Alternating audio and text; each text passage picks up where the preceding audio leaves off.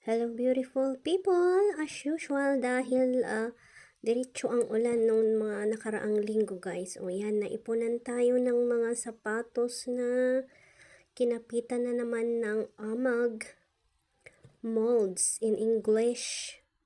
Ayan, puting-puti. Ayan, gagamit tayo ng Biwax. Nabili natin ito online, mga 60 pesos yata. 45 to 60 pesos ang isang ganyan na jar.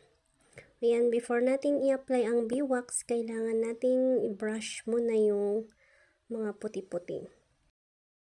Kung napapansin natin, pag brenash, parang nawawala na yung mga amag no guys. Pero, hindi pa din kasi may mga, hindi nakikita na nakakapit. So, kailangan natin lagyan ng wax para medyo matagal bago ulit sila tumubo. Wala tayong magagawa. Ganito yung weather dito sa amin, na kapag umulan ay dire-diretso talaga. Wala tayong pwedeng gawin kundi maglinis ng maglinis, ganon. Mostly ng mga kinakapitan ng mga amag ay mga leather type no na sapatos. Man-made man or legit na leather. Kinakapitan din ng amag. Ayan, kung bakit kasi ang daming sapatos ng asawa ko no guys, dadalawa lang naman yung paa niya.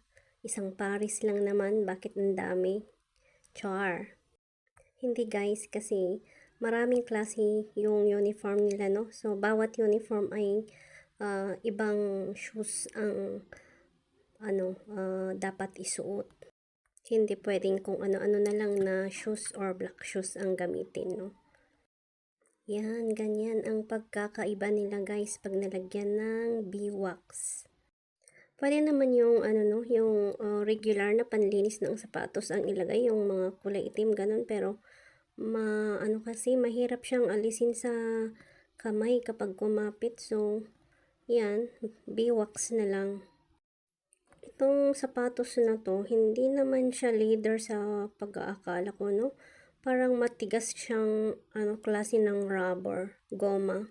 Pero bakit pa din siya kinakapitan ng amag? May nabasa din ako guys na pwede yung olive oil. Pero ang mahal naman ng olive oil. Baka pwede rin yung mga coconut oil, ganun siguro. Vegetable oil. Basta hindi yung pinangprito nyo ng ng isda.